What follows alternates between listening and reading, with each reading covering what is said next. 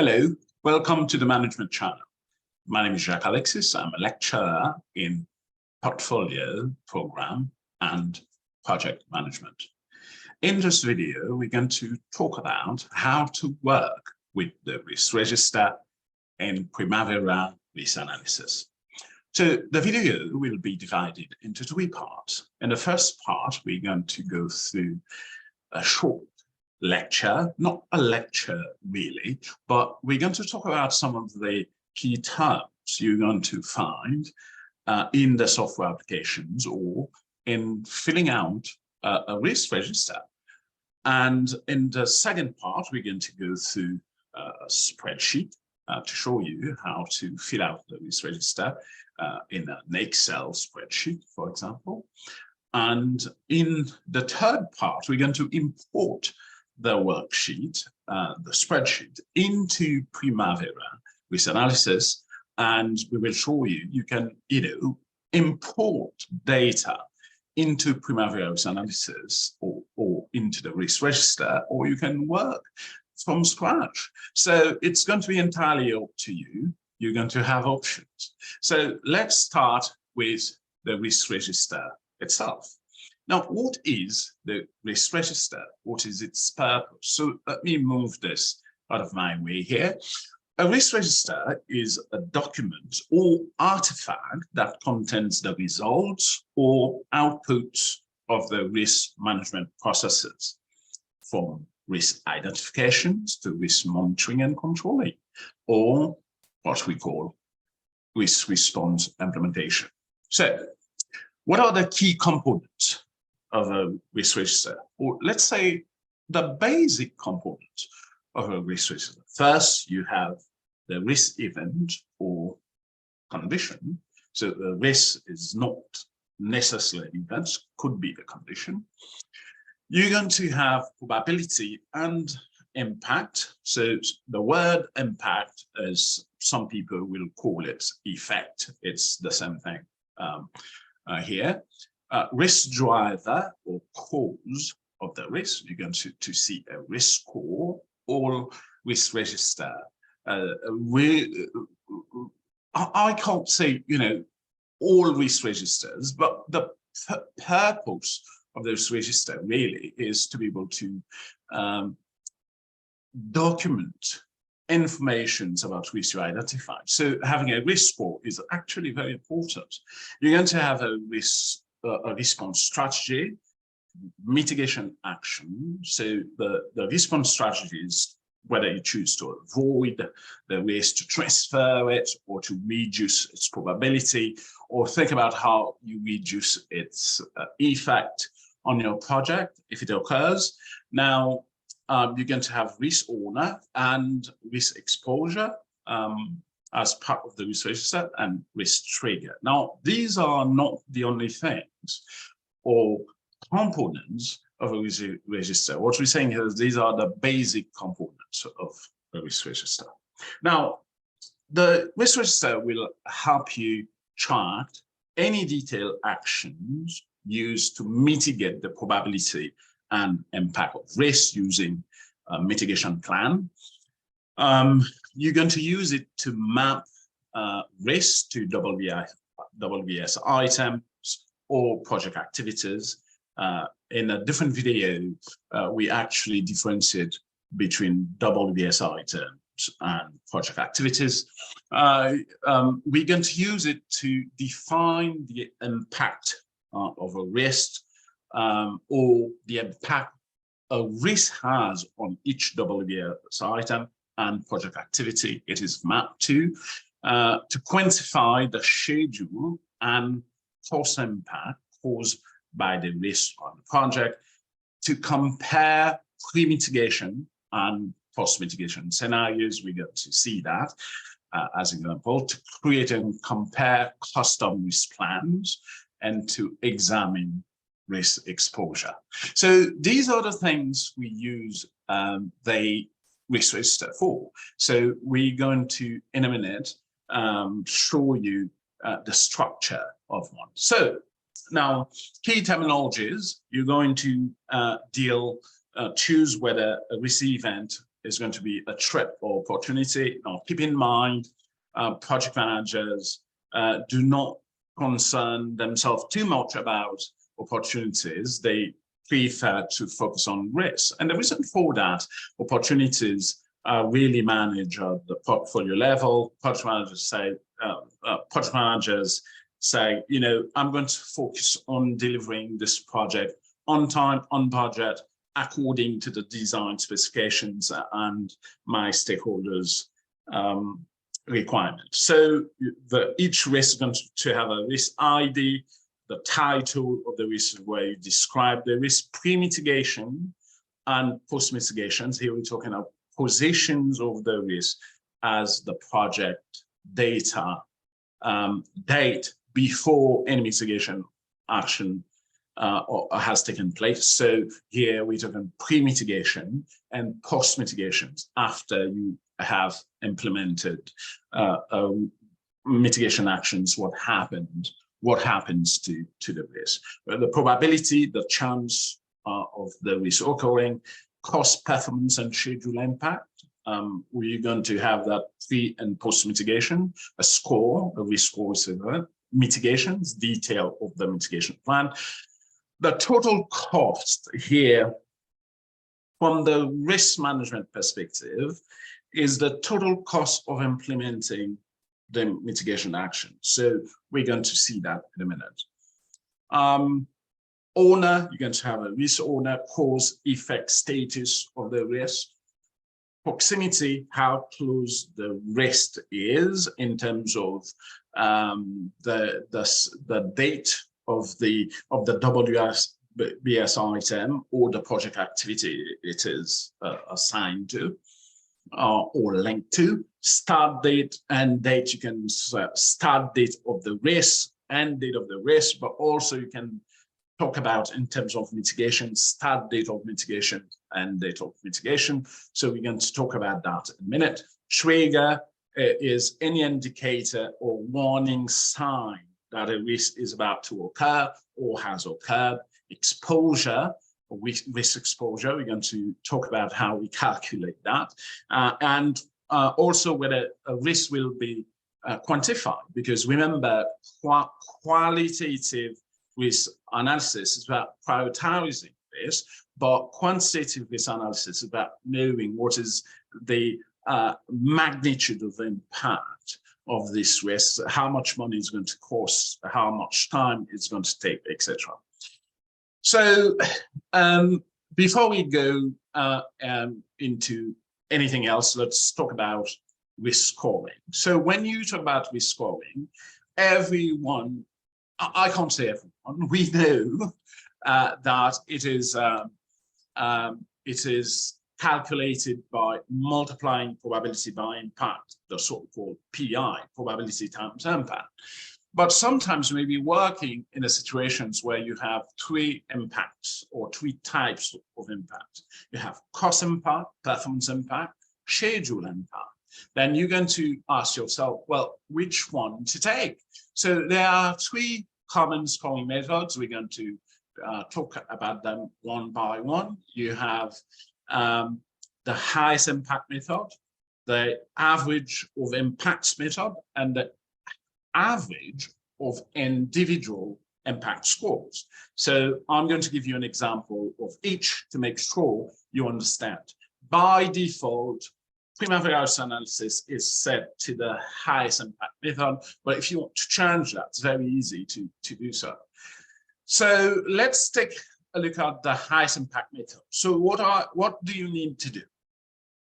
First, you need to have a probability scale and an impact scale, an impact for each scale, an impact scale for each type of impact, right? So we're going to, I'm going to actually show you an example in a minute. So the first thing to do here is to give, we're going to call this first thing, let's call it number one here, all right? Let's go back to here. So the first thing to do is to give each risk impact a numeric value on the scale. So here we're going to use a scale from 0 to 9. Let's say negligible is going to be 0, very low is going to be 1, low is going to be 3, medium is going to be 5, high is going to be 7, very high is going to be 9.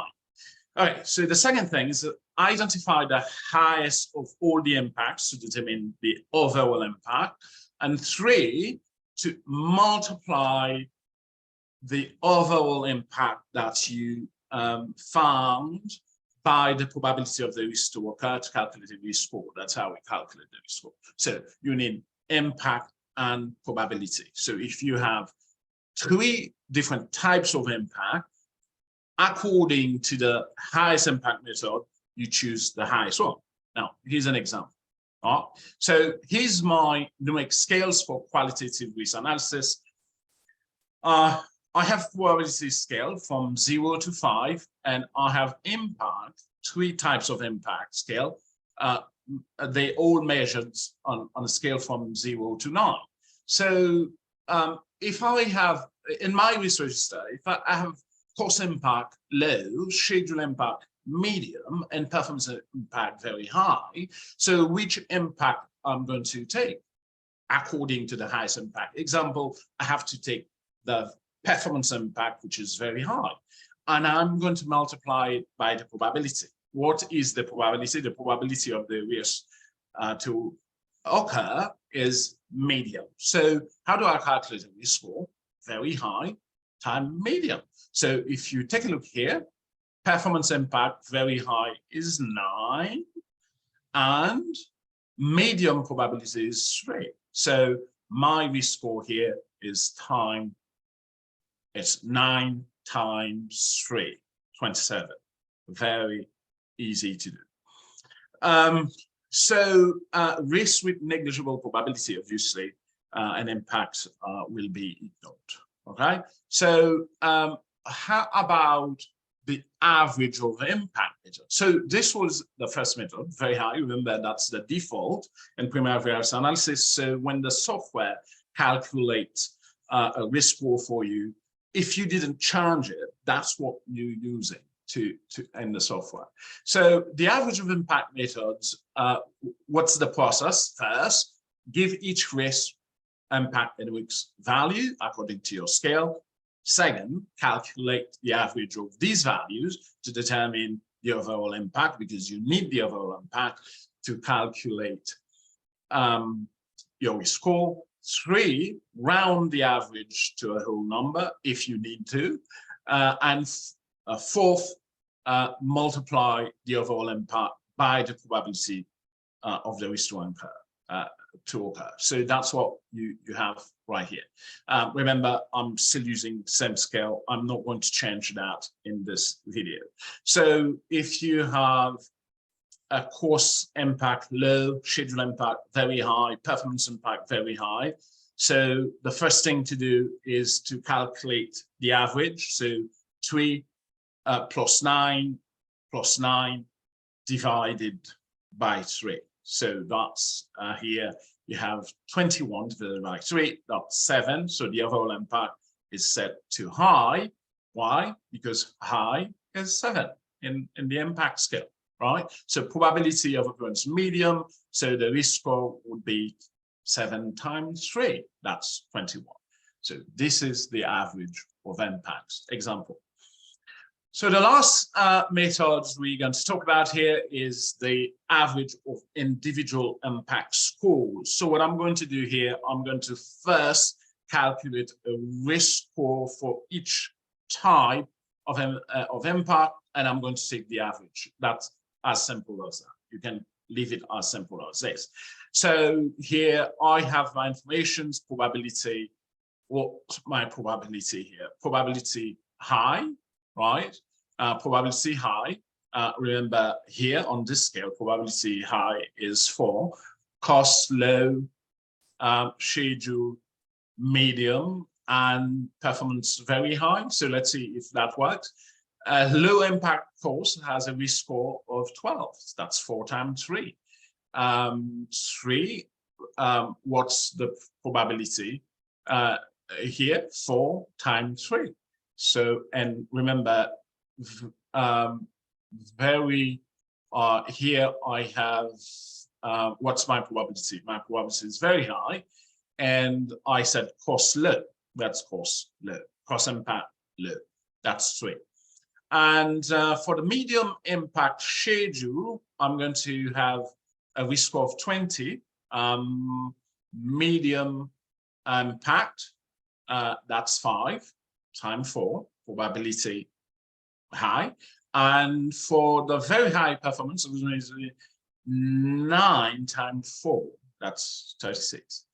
Okay, so the average risk score now is going to be 12 plus 20 plus 36 divided by 3. That gives me a risk score of 23. So you see that. And based on those 3 methods, how do I know where a risk belongs in a risk matrix? It depends on the tolerance scale. So the tolerance scale tells me that anything that is higher than 23 is going to be in the red zone, is going to be in the red zone in the risk matrix, and anything below 23 obviously going to be medium, below 5 or equal 5 is going to be low in the green zone. So I have, classically color coding system that I use for the risk matrix. So this is all about figure out where a risk belongs in the risk matrix. So that's what you have here. Now, if you'd like to learn more about the risk register and how to use it in more detail, you can go yourself and take a look at the sources that I use here. So now let's take a look at a spreadsheet with informations we have here. So as you can see, this spreadsheet is divided into 4 workbooks. You have to have a complete risk register, you have to fill out all the 4 workbooks, not 1, all 4. So risk ID, you have a risk ID here, you have the type, and the type you can tell whether it's a threat or opportunity. Title, you describe the risk. Key resource unavailable, that's the descriptions of the risk. Now, you probably remember the idea of a risk statement. So here we don't have a sentence for risk statements because we have all 3 parts of a risk statement in the spreadsheet: cause, consequence of the risk, etc. So pre-mitigation, the probability, this is probability of the risk to occur before any mitigation action. So you just right now identifying risk and associate a probability with risk you identified, etc. And then understand the impact on schedule, cost, and performance, right? And then you calculate a risk score. So by default, it's going to use the highest impact method unless you change it. And you have the response strategy, what you're going to do, whether you're going to mitigate, avoid, or transfer, and what is the mitigation actions. Here you have change resource assignment policy as a way to mitigate the risk of key resources or resource unavailable. So the total cost here is the total mitigation cost. So when you estimate a total mitigation cost, what you have to keep in mind, this mitigation cost could be to reduce the probability of the risk or money you need to mitigate the impact of the risk if the risk occurs. So you can use this money. Let's say, well, I'm going to try to reduce the probability, and how much money do I need? Sometimes you don't need any money. For example, to change resource assignment policy, you don't need any money. So this total cost will be money you use to mitigate the impact of the risk if the risk occurs. Now, post-mitigation means after you implement your mitigation action, what happens to the risk? Probability in terms of impact, as you can see here, this goes from high probability to very low probability because of your mitigation action. So that's what the idea of pre-mitigations and post-mitigation. And then you have the risk owner and descriptions, more detailed descriptions of the risk and cause of the risk here due to other project commitments. You may have the situations where you don't have resources available for you.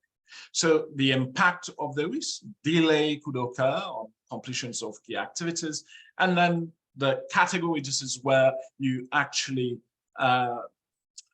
create a risk breakdown structure, because category can tell you whether it's resource risk, cost risk, external risk. You can use that to create your work breakdown structure. Trigger, that's your warning sign, the sign that a risk has occurred or is about to occur, right? And the status of the risk here, you can say whether it's open, closed, rejected, managed, impacted, etc. So proximity is how close the risk is in terms of this, the project data date or the project WBS item or project activity to which the risk is linked. Because when you are identifying risk, you identify risk based on different parts of the project. This is why each risk must be linked to a WBS item. Start dates, remember we talked about that. Start date is the date you think the risk might start and end. So when it closed down, the risk has ended, so it's no longer a risk, right? So exposure here, the risk exposure is calculated by multiplying the total cost of mitigations by the probability of the risk to occur. That's the risk exposure. Now, EMV, on the other hand, is the sum of all the risk exposures. I created a video on that. Go to the management channel for expected monetary value explained. And we have here quantifiable risk. Are you going to quantify this risk? In other words, going from qualitative, this is the qualitative tab, are you going to quantify it? So that's what we're talking about here. Now, the second time is about response actions. As you can see here, I have my response action. This is very easy once you fill out the qualitative tab.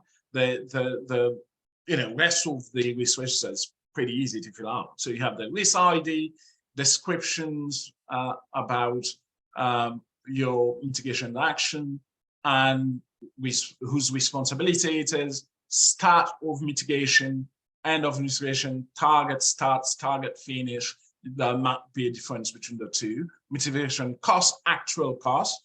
If you you create estimates, right, when you are trying to figure out how much money it's going to cost to mitigate a risk, but actually it may cost a little bit higher or less than predicted. So that's what we're talking about here.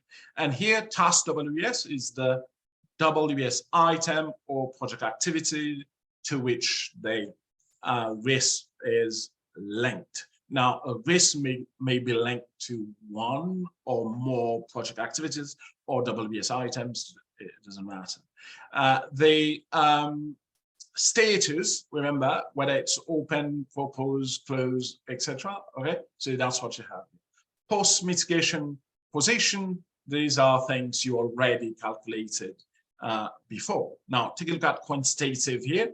What do you have in quantitative risk analysis? You have particularly safe information. So what new information is here is the probability of the risk to occur. Now, we said probability was high.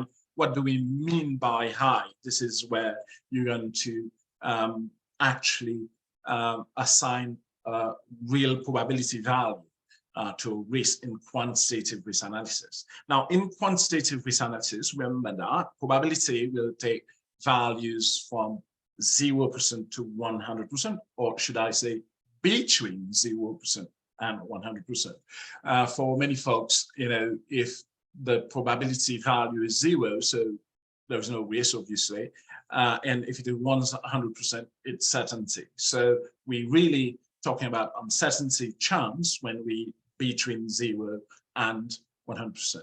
So in task impact, this is where we link WBS item here to say, this is what we have here. Pre-mitigation scenario is pre-mitigations, and what is the probability distributions you're going to use.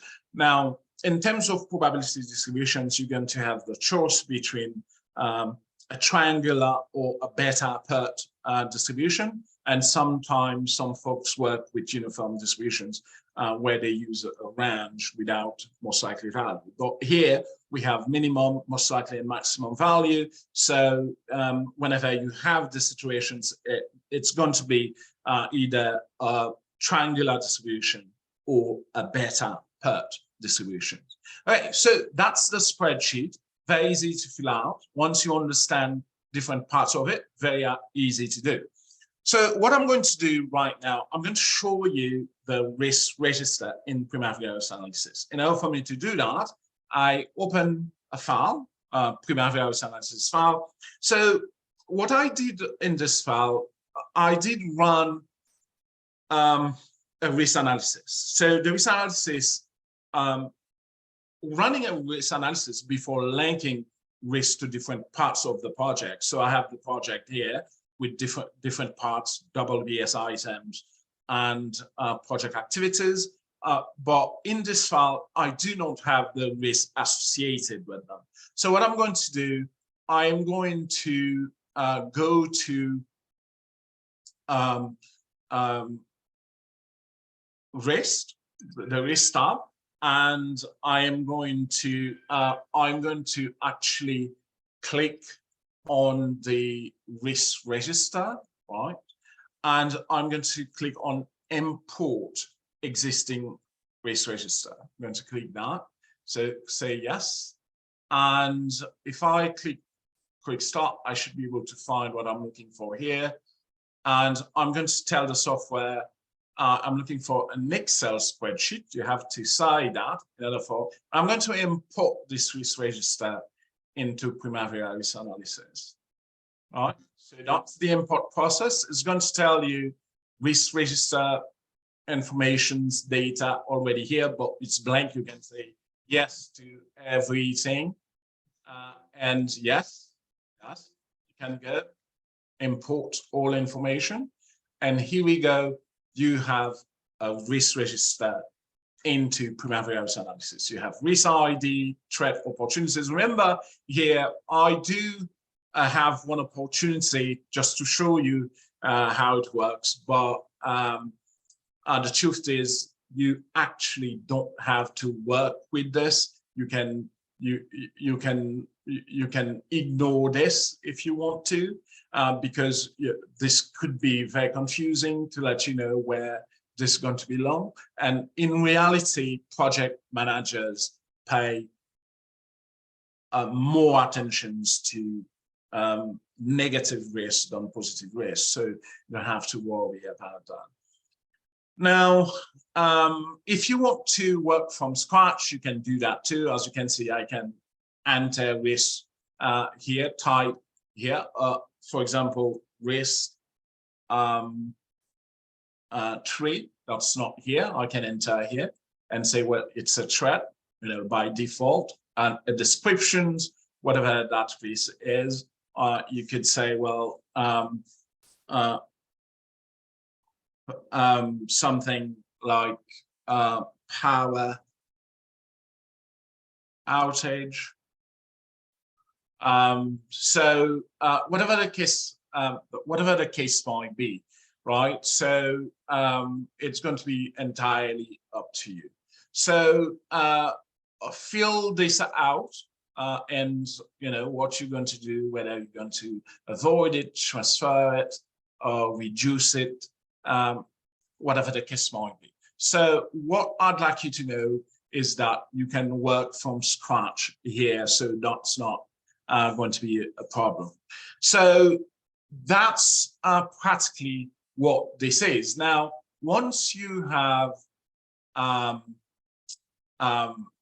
risk associated with your WBS item, as you can see here in the risk register, you have a qualitative tab. In the qualitative tab, you have risk detail. You can see mitigation. You can see a waterfall chart for whatever risks you have selected, and you can add notes. You can take a look at risk history, etc. So a lot of things you can do. So how about quantitative risk analysis? Now, in quantitative risk analysis, obviously you're going to have a pre-mitigation and a post-mitigation tab. So in the pre-mitigation tab, as you can see, the probabilities you assign to identify risks, and post-mitigations, after you take mitigation actions, what happened to the risk. So as you can see here, you can say, so I'm not going to quantify that opportunity. I can say this, for example, reduced from 40% delivery of hour to post-mitigation, qualitative, quantitative, pre-mitigation, post-mitigation, risk view, that's risk view, task view, risk view. I need that from 40% to 20%. This you can say from design changes. You can manage to reduce probability from 60%, let's say, to 15%. This is just to give you an idea here. The idea of power outage. You can say, well, this, are you going to quantify that? If you are going to quantify it, you have to check this box, right? And here, I didn't complete this, so I'm not going to take it into considerations. I'm just going to leave it like that. So this is practically how you can do that. Now, what does that help you do? It helps you run, for example, a second risk analysis with risk associated with your project, schedule and cost. So I'm going to save that, and I'm going to run another risk analysis here. Analyze. Remember, if you click go, it's going to go pretty fast, but if you click complete, now this is the computer performing my Monte Carlo simulations, using repeated trial to figure out, what's the probability of completing the project on certain range of dates here, or range of costs. So if you click complete, then you're going to complete it. Here is the result of my Monte Carlo simulations. What I'd suggest you do now is to compare your analysis before and after associating risk with project deliverables and activities, to see whether there is a difference in terms of completion date and cost, to see what happened in your project. So that's going to be all for this video. Please subscribe to the channel to receive alerts when new videos are posted. Thank you for watching. If you have any questions, please do not hesitate to reach out, and I would be happy to share any resources with you. Thank you.